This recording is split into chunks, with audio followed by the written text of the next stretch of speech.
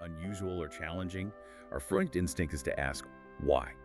Why does that happen? But usually, right underneath that question, there's another one, a sharper one. Whose fault is it? That's exactly it. And that's where we're diving in today. Our mission really is to unpack how our whole understanding of human behavior has shifted dramatically. We're moving away from those old ideas of blame, of culpability, towards, well, explanations rooted more in biology. We'll be leaning pretty heavily on insights, especially from researchers at Stanford, to explore what all this means. You know, for how we see ourselves, our individuality, our responsibilities, even our ability to empathize. Okay, so let's unpack that shift. For, gosh, centuries, if someone acted strangely, the explanation was often, what, volition, free will? Right. Concepts like that, which immediately brings up the question, okay, whose fault is this? And that led straight to moral judgment, often pretty harsh judgment. Can you give us a classic example? How did this play out, say, historically? Well, you just need to look at epilepsy. The history there is... it's just staggering, heartbreaking, really. 500 years ago, if someone had a seizure, the explanation was simple. Demonic possession, that was it. And if, during that seizure, they accidentally hit someone, that was assault and battery, period. People faced incredibly severe punishments, sometimes even burning at the stake. Wow. That's actually horrifying to think about. It makes you realize how hard it must have been to change minds on something so deeply tied to morality. Because now, if someone has a seizure, accidentally breaks something, or bumps into someone, they're not held legally responsible, are they? No, not at all. It's understood as a medical event. So how did that massive shift happen? That's the key change. It took time, but somewhere around, say, 1900, people in this country started to get this idea. Okay, wait, it's not him, it's his disease. Yeah. And that was just monumental, a huge leap, drawing a really clear line between the person, their sort of essence, and their biological condition. With epilepsy, we've actually become, well, spectacular at making that distinction now. Spectacular with epilepsy. Yeah. But it sounds like maybe we haven't applied that same logic everywhere. Are there other areas where we still struggle with this, where we're still kind of lousy at separating the person from the biology? Oh, absolutely. We're still pretty lousy at it in many, many other areas. Yeah. And this really highlights the ongoing evolution in how we think. That line we drew, between them and their disease, it's starting to blur. It's becoming more about us and just individual differences. How so? Give me an example. Okay, take schizophrenia. Think back to the John Hinckley case. This was in the 80s, his attempt on President Reagan's life. Hinckley was, floridly paranoid schizophrenic. The jury actually made a pretty wise decision for the time. They committed him to a psychiatric hospital. They were essentially saying, it's not him, it's his disease. Right, but the public reaction wasn't quite so understanding, was it? Not at all. It was apoplexy. Total outrage. You had senators, giving these bloviating speeches, basically saying he was getting away with it, that he was responsible. There was this huge struggle to connect his actions to, say, dopamine abnormalities, these tiny chemical messengers in the brain. It just didn't compute for many people. And this isn't just about extreme cases like assassination attempts, is it? No, not at all. Think about learning disabilities. How often do we still hear kids labeled lazy, or worse, stupid? It often comes down to a failure to draw that line between the child themselves and, biological constraints, like dyslexia, for example. So the big takeaway here, the sort of punchline of all this growing knowledge, is that the more we learn about biology, the more that old distinction between them and their disorders just dissolves. It blends into the biology of us, our quirks, our idiosyncrasies, our individual differences. It brings the whole discussion really, really close to home. Okay, that makes sense. Like schizotypal personality. Exactly. That's a great example. It's not really a psychiatric illness like schizophrenia. Consulting astrologers or loving Star Trek conventions, that's not a disease state, but it is kind of an extreme point on a spectrum of human behavior. And we know it's genetically linked to schizophrenia. So there you have it, the biology of us clearly intersecting with the biology of them. And it's not just these defined conditions. You mentioned Phineas Gage, the classic railroad worker case, or people with severe brain damage. Those are dramatic. But what about the rest of us? The subtle stuff. That's where it gets really interesting. The subtle individual differences in, say, our frontal cortex, that part of the brain right behind the forehead. These differences exist in all of us, and they influence everyday things. Study habits, shyness, how assertive you are, whether you interrupt people constantly. So when someone observes maybe a colleague at a conference being overly aggressive and says, geez, he's getting more frontal every day. That might not just be a metaphor, it could actually reflect something about his underlying brain biology, maybe differences in how his dopamine receptors work in that frontal cortex. The whole field is shifting, you see, Right. from studying them, people with, obvious brain issues, to understanding us, all of us, our individual variations. That's a really powerful shift in perspective. Let's dive even deeper now into some specific conditions that really mess with these neat categories. Huntington's disease, for example. Most people think of it, if they know it, as this terrible neurological thing. The chorea, those uncontrolled movements, eventually leading to death. But you're saying that's not the start. No, it's usually not the first sign. What researchers realized over time is that for maybe 2 or 3 years before those awful motor symptoms kick in, Huntington's often presents as a psychiatric disorder. Specifically, a disorder of disinhibition. Disinhibition, like what? Well, stories abound. People suddenly punching colleagues, having multiple affairs, getting into fights, embezzling money. They become known for this impulsive, uninhibited behavior, even in hospitals, acting out. And the brain science backs this up. It does. The neuropathology shows that the frontal cortex, the part involved in judgment and impulse control, starts degrading before the parts controlling movement are significantly damaged. Okay, but then there's this evolutionary twist you mentioned. It seems completely counterintuitive. If it's fatal by middle age, how does it stick around? Ah, yes. The paradox. It's fascinating from an evolutionary perspective. That early disinhibition, especially the increased sexual promiscuity that often comes with it, it means that people with Huntington's, before the really debilitating symptoms hit, actually tend to have more children than their unaffected siblings. They pass on more copies of the gene. So, evolutionarily speaking. It's almost like it's not a disease at all. It's a strategy, a sort of great invention, where the terrible bill just comes due later in life. It totally flips how you think about it. That is, yeah, that's mind-bending. Okay, let's shift to another one we touched on, Tourette's. Most people probably just think uncontrolled cursing, scatology. Right, and that's such a tiny, often misrepresented part of it. Scatology can happen, but Tourette's is really this whole torrent of behaviors. You see inappropriate gesturing, complex metitics, vocalizations like barking or quacking sounds, all sorts of things. And you made a key distinction. It's not like frontal lobe damage where someone just blurts out thoughts they were suppressing. Exactly, that's crucial. With frontal damage, it might be suppressed thoughts leaking out. With Tourette's, these are more like, well, weird hiccups of the motor system. They don't necessarily reflect inner desires or thoughts. And there's this really interesting connection to childhood illness. Yeah. PANDAS. Yes. PANDAS. Pediatric autoimmune neuropsychological disorders associated with streptococcus. It sounds complicated, but the idea is, in some rare cases, a kid gets a strep infection, and their immune system, in fighting it, mistakenly attacks parts of the brain. This can trigger sudden onset OCD or Tourette's-like symptoms. And interestingly, many adults with Tourette's show evidence of having had these kinds of antibodies. Wow. So connecting that back to the historical view. It just highlights the progress, doesn't it? Think about it. 500 years ago, a 13-year-old girl with these symptoms burned at the stake as possessed by the devil. Now, someone with Tourette's can take their medical school entrance exams, the MCATs, in a separate room to accommodate their syrinx. We've drawn a much clearer line. We see the person distinct from the disease. That progress is undeniable. Okay, let's talk about obsessive-compulsive disorder, OCD. Many people use the term casually, but the real thing can be devastating. Oh, absolutely devastating. We're not talking about just liking things neat. Extreme OCD is incredibly crippling. People literally cannot leave their homes. They can't hold jobs. In its worst forms, it's every bit as destructive as severe schizophrenia. And are there biological clues there too? Definitely. Like PANDAS, there can be links to childhood infections, fevers, there's a genetic component for sure, and brain scans show something interesting. During compulsions, there's often increased metabolic activity, like the brain area is working overtime in the basal ganglia. That's a region involved in motor control and habits. And guess what? Effective treatments like SSRIs, those common antidepressants, tend to normalize that activity. The biology and the treatment line up. It's incredible how these pieces are coming together now. Let's brace ourselves for some really, truly bizarre example, things that push the boundaries. Jerusalem syndrome. Ah, Jerusalem syndrome. This one is wild. Apparently, you can only get it in Jerusalem. Only in Jerusalem. How does that work? Well, the typical profile is someone, often a highly religious American tourist, maybe a Southern Baptist, on their first trip, usually traveling alone.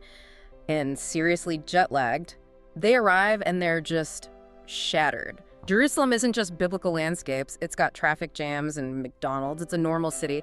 And something just snaps, often in the middle of the night. Yeah, man. They do things like rip up hotel sheets to make togas, strip off their clothes, run out and start preaching on street corners, yelling about returning to simpler times. That's intense. What happens to them? Well, there's actually a sort of psychiatry SWAT team there that deals with this.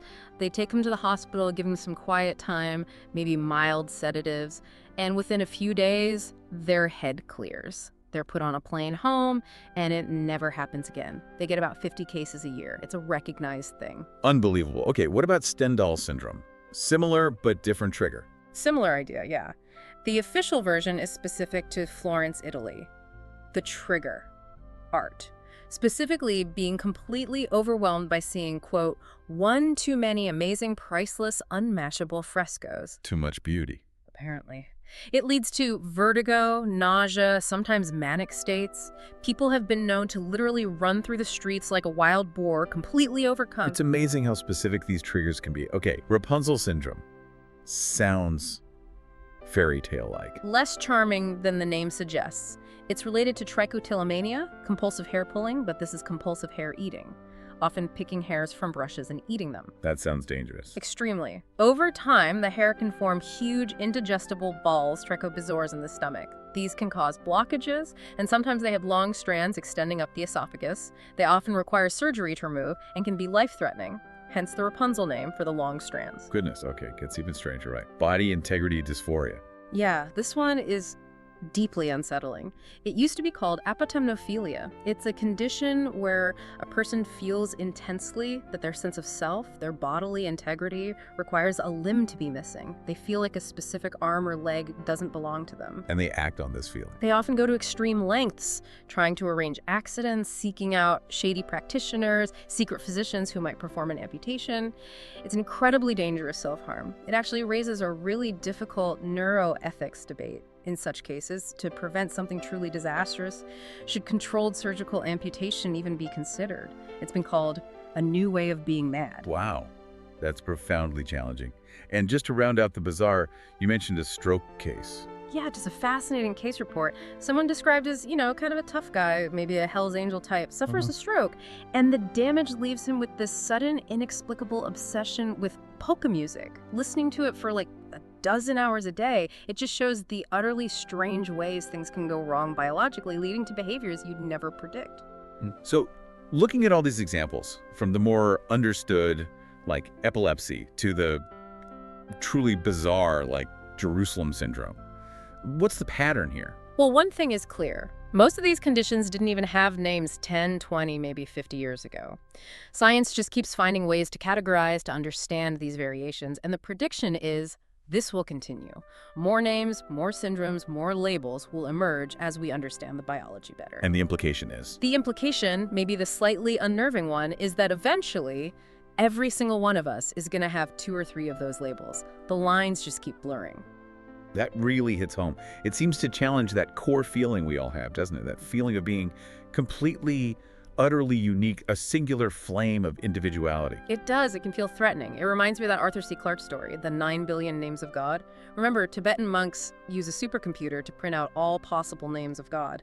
And as the last name prints, the stars start winking out one by one. Yeah, it's a powerful image. It captures that fear, doesn't it? The fear that science, with its soulless factoids, will just reduce us to equations or biochemical pathways, and that somehow our uniqueness, our soul, will just vanish like the stars winking out. But the sources we looked at argue pretty strongly against that fear, right? There are reasons not to worry. Exactly. 2 main reasons, really. First, explaining something doesn't diminish it. Understanding the physics of a gazelle's leap doesn't make it less beautiful. Knowing the rules backfollow doesn't make his music less moving. If anything, scientific understanding adds layers of wonder. It doesn't subtract it. Okay, that makes sense. And the second reason? The second is that science is never going to accidentally explain everything away. It just doesn't work like that.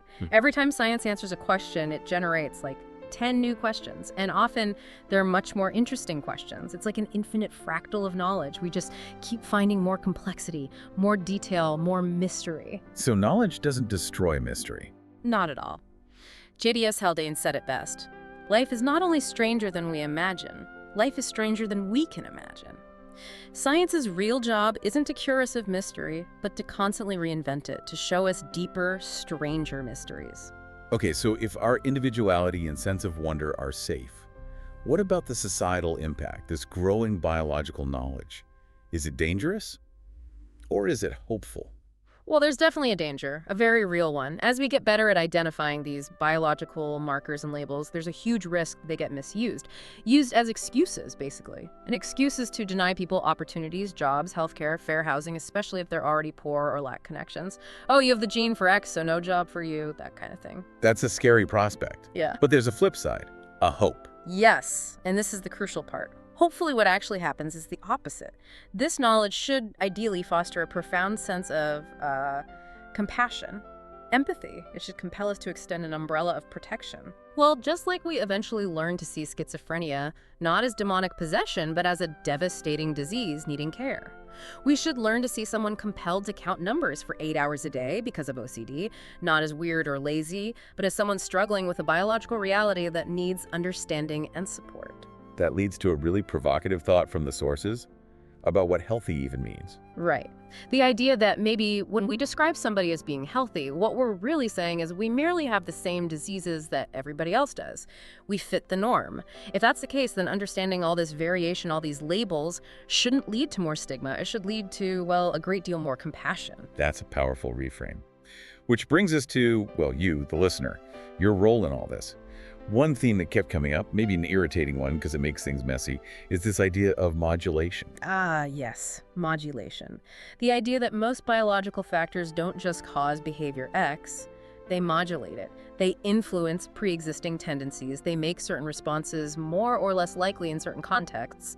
Which makes everything sound incredibly complicated, like it's impossible to fix anything. It is incredibly hard. Let's not pretend otherwise.